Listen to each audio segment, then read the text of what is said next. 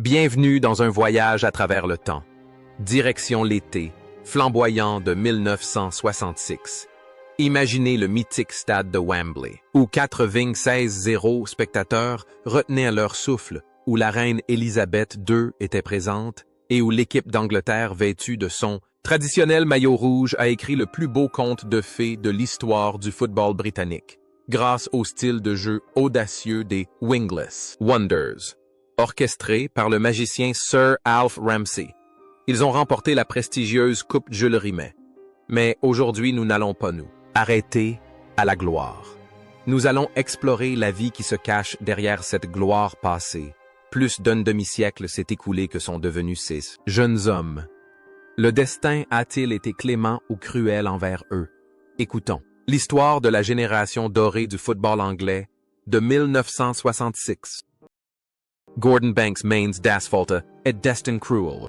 À ce moment-là, Gordon Banks, seulement 28 ans, il était au sommet de sa carrière. Bien plus qu'un simple gardien de but, il était un roc, le pilier moral le plus solide que l'Angleterre ait jamais connu. Sur le terrain en 1966, Banks disputa les 6 matchs, réalisa 4 blanchissages lors des 4 premiers et n'encaissa que 3 buts durant tout le tournoi. Son incroyable sang-froid, son placement visionnaire et ses réflexes exceptionnels firent de lui la « Banque de l'Angleterre », un joueur sur lequel on pouvait compter en toute confiance, après avoir remporté la Coupe du Monde. Banks a continué d'écrire sa légende en repoussant une tête de Pelé lors de la Coupe du Monde, 1970, un arrêt surnommé « l'arrêt du siècle ». Sa carrière était à son apogée lorsqu'un drame frappa, un dimanche funeste de 1972, un terrible accident de voiture lui fit perdre la vue de son œil droit. 2 héros, au sommet de sa gloire, Banks fut contraint de se retirer du football de haut niveau, rongé par un regret immense, mais sa vie ne s'arrêta pas là. Avec une détermination extraordinaire, Banks tenta de jouer au football aux États-Unis malgré son handicap, puis devint un ambassadeur dévoué du football et des œuvres caritatives, soutenant notamment les personnes atteintes de la maladie d'Alzheimer. Il mena une vie humble, sans jamais se plaindre de son sort, et conserva toujours le sourire bienveillant d'un gentleman. Cependant, ce parcours exceptionnel marqué par la gloire et la détermination prit fin le 12 février 2019. Gordon Banks s'éteignit dans son sommeil à l'âge de 400 ans. Son décès laissa un immense vide dans le cœur de ses supporters.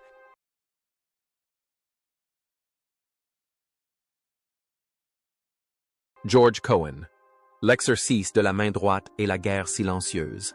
À l'âge de 26 ans, George Cohen Hill incarne le dynamisme et la fidélité. Bien qu'arrière droit, le style de jeu de Cohen est résolument moderne, avec des courses incessantes sur les ailes, soutenant efficacement le jeu resserré de l'Angleterre. Durant toute sa carrière, il n'a joué que pour un seul club Fulham. À Wembley, cette année-là, ses courses ont rythmé les attaques puissantes et déterminées. Cependant, la vie de George Cohen après la gloire de la Coupe du Monde fut marquée par une série de graves problèmes de santé. Sa carrière prit fin prématurément à l'âge de 29 ans suite à une grave blessure au genou. Loin des terrains, il dut mener un combat acharné contre la maladie, lorsqu'on lui diagnostiqua un cancer du côlon dans les années 1970. Avec le même esprit combatif que face aux Allemands, il vainquit la mort non pas une, mais 3 fois. Après sa retraite, Cohen mena une vie simple mais riche de sens. Il s'engagea activement vendant sa médaille de champion pour subvenir à ses besoins, puis consacra le reste de sa vie à la collecte de fonds pour la recherche sur le cancer et la démence maladie qui avaient touché ses coéquipiers. Héros discret, il lutta sans relâche pour les droits des anciens joueurs. Mais un jour, le cœur de ce guerrier dut s'éteindre. George Cohen s'est éteint le 23 décembre 2022 à l'âge de 83 ans, laissant derrière lui son doux sourire. Ray Wilson, le frère aîné et le tournant inattendu. Ray Wilson âgé, alors de 31 ans, il était le joueur le plus âgé du 11 de départ. calme et expérimenté. Il était le cerveau de l'équipe sur l'aile gauche, moins bruyant que ses cadets. Wilson jouait avec une grande intelligence, toujours présent au bon moment pour désamorcer les risques. Il était le pilier spirituel, le grand frère qui guidait les jeunes vers la gloire. Cependant, la vie de Ray Wilson après le football prit un tournant inattendu. Au lieu de devenir entraîneur ou commentateur comme nombre de ses collègues, Wilson choisit de se retirer complètement des projecteurs.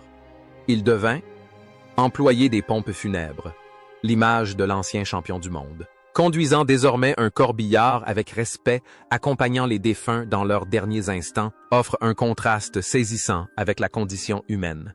Il trouva la paix en aidant les autres jusqu'à la fin. Cependant, durant les dernières années de sa vie, Wilson dut affronter un adversaire invisible et cruel, la maladie d'Alzheimer. Peu à peu, la maladie effaça la mémoire du héros de l'année, lui faisant oublier même ses moments de gloire à Wembley. Le 15 mai 2018, Ray Wilson s'éteignit à l'âge de 83 ans. Bien que ses souvenirs se soient estompés, son nom restera à jamais gravé dans l'histoire du football anglais.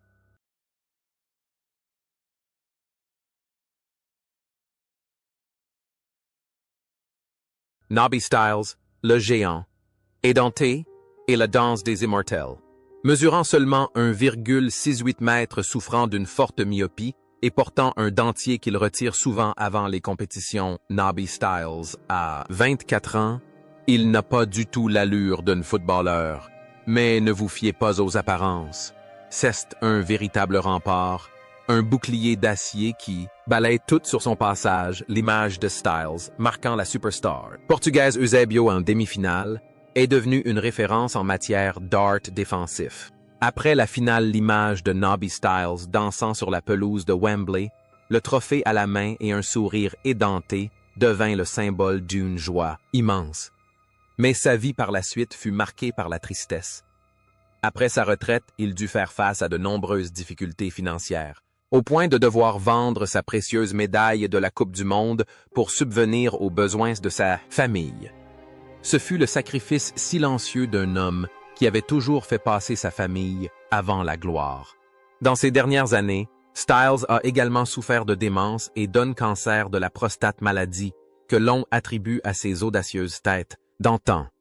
Il a vécu reclus, entouré de l'amour de sa famille, le 30 octobre 2020. Nobby Stiles s'est éteint à l'âge 78 ans. Il nous a quittés, mais sa danse innocente et son sourire édenté resteront à jamais le plus beau symbole du football.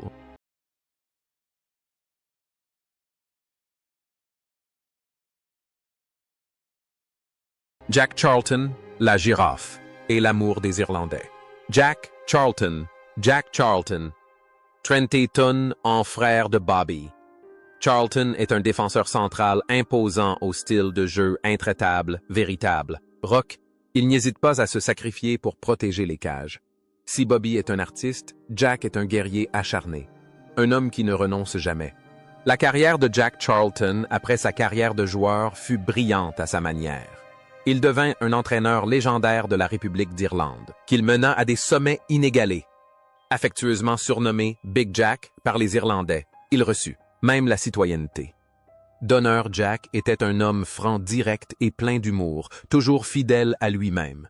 À la fin de sa vie, Jack se retira dans son Northumberland natal, où il s'adonnait à la pêche, mais un lymphome et la démence finirent par l'emporter. Ironie du sort. Tant de membres de la promotion, 1966, souffraient de démence.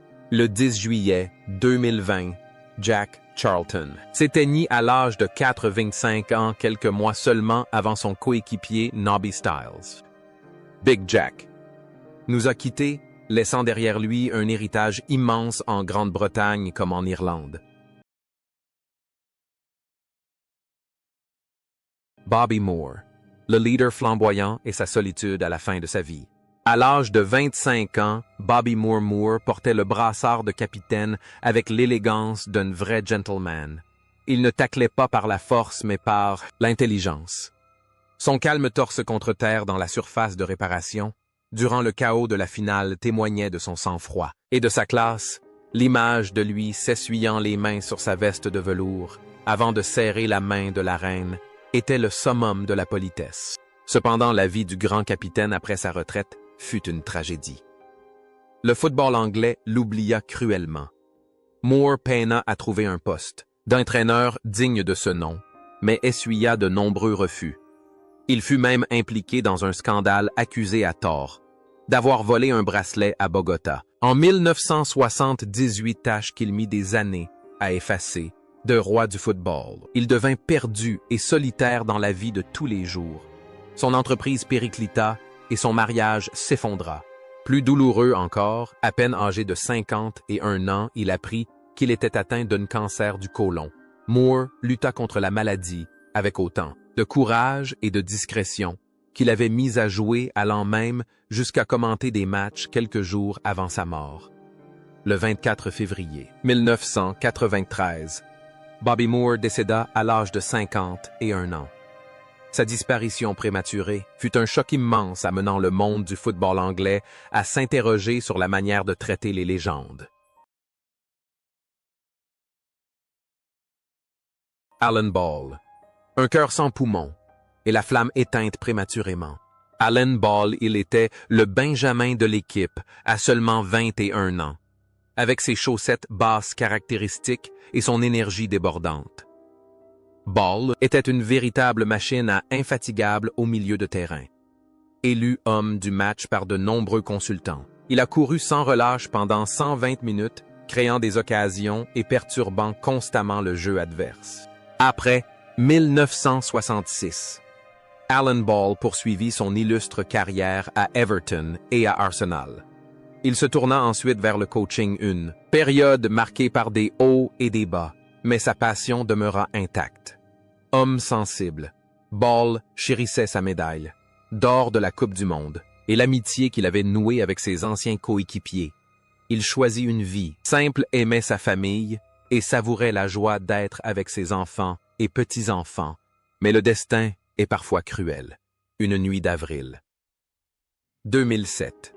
Alors qu'il tentait d'éteindre un petit feu dans son jardin, le cœur de celui qui n'avait plus de poumons s'est arrêté de battre. Alan Ball est décédé subitement à l'âge de 60 et 1 an d'une crise cardiaque. Il était le deuxième membre de cette équipe légendaire à disparaître après Moore, laissant derrière lui un chagrin immense pour ce joueur passionné et talentueux qui s'est toujours donné à fond jusqu'au bout. Martin Peters, le fantôme visionnaire. 22 ans. Martin Peters, décrit par l'entraîneur Alf Ramsey comme un joueur en avance de 10 ans sur son temps. Il était un milieu de terrain, complet, capable de se déplacer sans ballon comme un fantôme surgissant de nulle part dans la surface de réparation pour marquer. C'est Peters qui a inscrit le but qui a porté le score à Dirtson en finale, un but qui témoignait d'une grande intelligence tactique. La carrière de Peters se poursuivit ensuite avec succès à Tottenham et à Norwich. C'était un professionnel exemplaire, discret et réservé. Loin des terrains, il menait une vie paisible, loin du tumulte médiatique, savourant les joies de la famille et les voyages en caravane. Cependant, dans ces dernières années, Peters n'a pu échapper à la malédiction qui pesait sur l'équipe de 1966, la maladie d'Alzheimer. Peu à peu, il oublia son glorieux passé dépendant des soins de sa femme. Le 21 décembre 2000, 19, Martin Peters s'est éteint à l'âge de 76 ans, emportant avec lui dans l'éternité le secret de ses exploits. Bobby Charlton, le grand gentleman, et la douleur de Munich. Bobby Charlton. Bobby Charlton. 23 ans est l'âme, le cœur et le talent de l'équipe d'Angleterre. Pourtant, peu savent que derrière ses frappes, tonitruantes, et ses passes magistrales, se cache une âme marquée par la souffrance. Il a survécu à la catastrophe aérienne de Munich en 1958, où il a perdu de nombreux coéquipiers. Cette douleur a forgé un Bobby Charlton discret, humble et responsable. En 1966, il remporte le Ballon d'or européen, confirmant son statut de star incontesté. Pour le reste de sa vie, Sir Bobby Charlton devint le plus grand ambassadeur du football anglais et de Manchester United. il consacra sa vie à des œuvres caritatives et au développement du football chez les jeunes. Il apparaissait toujours comme un gentleman élégant, mais son regard conservait une pointe de tristesse vestige du passé. Il était le lien entre les générations, un symbole de renaissance. Mais le temps finit toujours par rattraper le coureur le plus rapide. Durant ces dernières années, Sir Bobby a également dû lutter contre la démence. Au petit matin du 21 octobre 2023, Sir Bobby Charlton s'est éteint paisiblement entouré de sa famille à l'âge de 86 ans. Sa disparition a marqué la fin d'une époque et le monde du football tout entier s'est incliné pour dire adieu à une légende immortelle.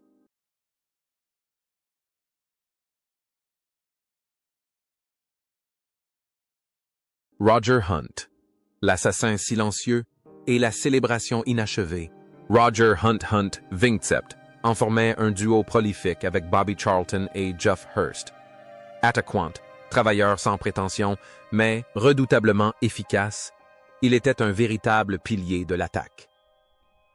En finale, lorsque le tir de Hurst heurta la barre transversale et rebondit le long de la ligne, au lieu de se jeter pour reprendre le ballon, Hunt se retourna pour célébrer, persuadé d'avoir marqué. Ce geste témoigna de sa confiance inébranlable.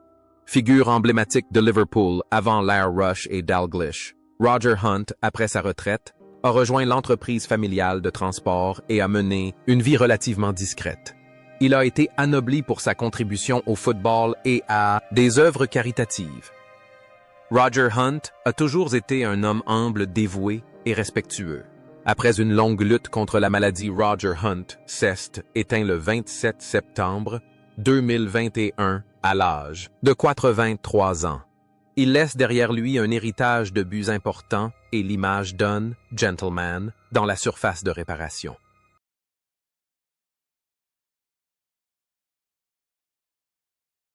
Geoff Hurst, le grand cascadeur et le témoin ultime. Dans le tournoi Geoff Hurst a 24 ans, il n'était que le second choix. Mais le destin lui a souri lorsque Jimmy Greaves s'est blessé et le reste appartient à la légende. Hurst est devenu le premier et unique joueur à inscrire un triplé en finale de Coupe du Monde, un record qui a tenu 56 ans jusqu'à ce que Mbappé l'égale. Son tir divin et sa phrase devenue culte. Il croit que qu'est fini, maintenant c'est fini, sont désormais indissociables de son nom. Aujourd'hui, à 82 ans, Sir Geoff Hurst est toujours là lucide et en pleine forme. Il est le seul membre de l'équipe titulaire de cette en est là encore en vie. Il est devenu le gardien de la flamme parcourant le monde pour raconter l'histoire de ses coéquipiers disparus, bien que ses cheveux aient blanchi ses yeux, s'illuminent encore lorsqu'il évoque Wembley, 1966. Il vit non seulement pour lui-même, mais aussi pour la mémoire de ses frères d'armes disparus, le dernier témoin vivant d'une légende.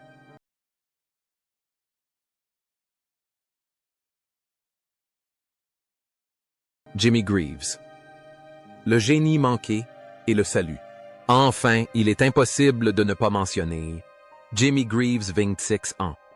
Il était alors le meilleur attaquant d'Angleterre, mais une blessure lors de la phase de groupe lui coûta sa place dans l'équipe au profit de Geoff Hurst assis dans les tribunes regardant ses coéquipiers soulevés. Le trophée Greaves portait en lui la douleur d'un génie laissé pour compte.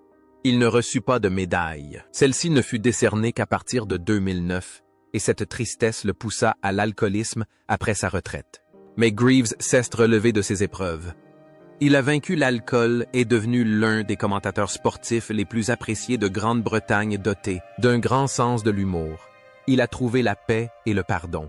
Sa vie fut une histoire de chute et de renaissance. Le 19 septembre 2000, 21 Jimmy Greaves s'est éteint à l'âge de 96 et en mettant fin à une vie tumultueuse mais aussi glorieuse, celle de l'un des meilleurs attaquants de l'histoire. Norman Hunter, le boucher au grand cœur. À l'âge de 22 ans, Norman Hunter participa à la Coupe du Monde en tant que doublure de Bobby Moore, bien qu'il n'ait pas joué une seule minute du tournoi. Son surnom, Mords 3 les jambes, suffisait à semer la terreur chez ses adversaires. Il incarnait le style de jeu fougueux et agressif qui caractérisait Leeds United à cette époque.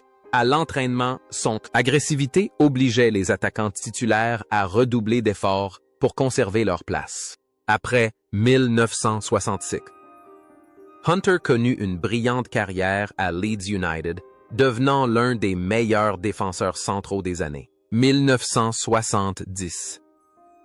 Réputé pour son jeu rugueux, il n'hésitait jamais à se battre. Pourtant, à l'opposé de son image sur le terrain, Hunter était un homme chaleureux, drôle et d'une grande humilité dans la vie.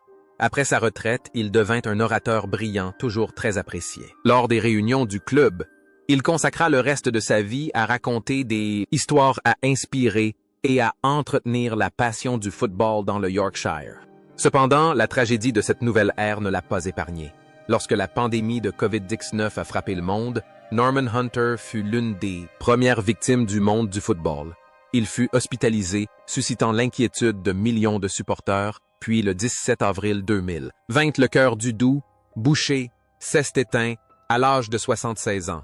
Son décès, survenu en pleine panique mondiale face à la pandémie, a rendu la douleur d'autant plus déchirante.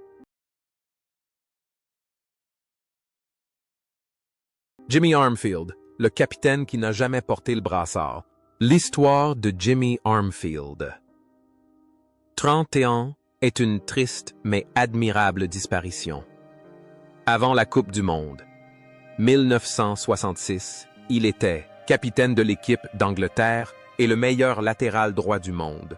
Mais une blessure cruelle juste avant le tournoi lui a tout enlevé, offrant sa chance à George Cohen et le capitanat à Bobby Moore. Pendant toute la compétition, Armfield est resté dans les tribunes, regardant ses coéquipiers soulever le trophée qu'il aurait pu être le premier à toucher. Sans jamais se plaindre, il est resté un soutien moral indéfectible, encourageant ses frères d'armes. Après sa retraite, Armfield a prouvé qu'il était un homme de grande valeur. Il est devenu un entraîneur à succès, menant Leeds en finale de la Coupe d'Europe des clubs champions en 1975.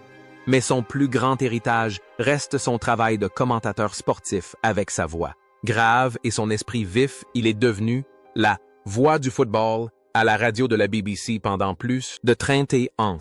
Il était respecté non seulement pour son talent, mais aussi pour son caractère noble et son élégance. Dans ses dernières années, Armfield a lutté contre un cancer de la gorge, mais a conservé un optimisme rare. Le 22 janvier 2018, Jimmy Armfield s'est éteint à l'âge de 82 ans. Il est parti avec le respect absolu de toute une nation, prouvant que parfois la gloire ne réside pas dans les médailles, mais dans la façon dont on affronte l'adversité.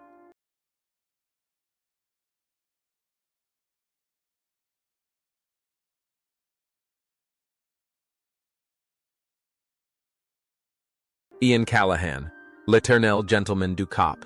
Parmi les joueurs de réserve, Ian Callaghan, 24, fut l'un des rares joueurs à participer à la rencontre affrontant la France en phase de groupe ailier infatigable au style de jeu sobre, mais redoutablement efficace. Callaghan a fait le lien entre deux grandes époques. Pour Liverpool, doté d'un physique solide et d'un professionnalisme exemplaire, il a pu évoluer au plus haut niveau jusqu'à la quarantaine. La carrière de Callaghan, après 1966, fut encore plus brillante que celle qui suivit son sacre en Coupe du Monde. Il détient le record du nombre de matchs joués à Liverpool. 857 a remporté 2 Coupes d'Europe et d'innombrables autres titres. Loin des terrains, il mena une vie discrète, évitant les scandales fidèles à l'image de gentleman qu'on lui attribue. Encore aujourd'hui, il n'a jamais reçu de carton rouge durant toute sa longue carrière, seulement un carton jaune. Aujourd'hui, à 83 ans, Ian Callaghan est toujours là en pleine forme et lucide, fréquentant assidûment Anfield en tant qu'ambassadeur. Il est un témoin vivant des pages les plus glorieuses de l'histoire des Reds. Il est un trait d'union entre le passé et le présent, un modèle de dévouement et de fidélité absolue.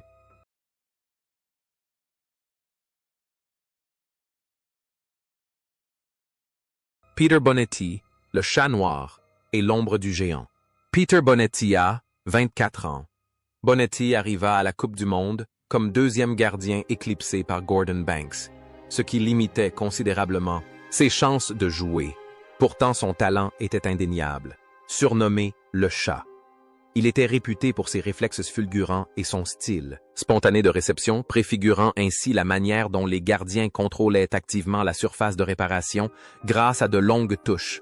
Le destin de Bonetti fut peut-être le plus cruel de ceux des remplaçants lors de la Coupe du Monde 1970, où il remplaça Banks. Malade son erreur lors de la défaite face à l'Allemagne de l'Ouest, le hanta toute sa vie, éclipsant une brillante carrière à Chelsea. Après sa retraite, il travailla quelque temps comme facteur sur l'île isolée de Mull en quête de tranquillité avant de reprendre son métier d'entraîneur de gardien de but. Il mena une vie humble, toujours tourmentée par le manque de reconnaissance qu'il méritait. Dans ses dernières années, Bonetti souffrit également de la terrible maladie d'Alzheimer. Il s'est éteint le 12 avril 2020 à l'âge de 78 ans, quelques jours seulement avant son coéquipier Norman Hunter. La disparition du Chat Noir a suscité de nombreux regrets quant à un immense talent né à la mauvaise époque qui aurait pu devenir une légende encore plus grande sans l'ombre de Banks.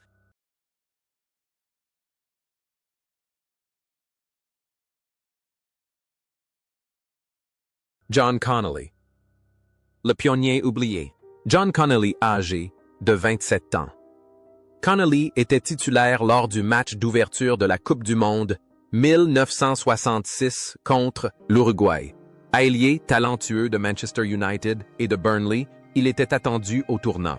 Cependant, après le match nul 0-0 lors de la première journée, le sélectionneur Alf Ramsey décida de changer de tactique, éliminant les ailiers et optant pour la formation des merveilles sans ailes. Connolly fut victime de ce changement et ne joua plus une seule minute. L'impression d'être exclu du tournoi dès son début fut douloureuse. Pourtant, Connolly ne se plaignit jamais. Après sa gloire, il continua à jouer et ouvrit plus tard une friterie dans le Lancashire, l'image du champion du monde, préparant quotidiennement du poisson pour ses clients est la preuve la plus éloquente de la simplicité de l'ancienne génération de joueurs, ceux qui jouaient par passion, non pour l'argent. John Connolly a vécu une vie paisible et heureuse auprès de sa famille et de sa petite boutique. Il est décédé le 25 octobre 2012, à l'âge de 74 ans, des suites d'un cancer. Il s'est éteint discrètement, après s'être retiré pour laisser l'Angleterre accéder à la gloire suprême cette année-là.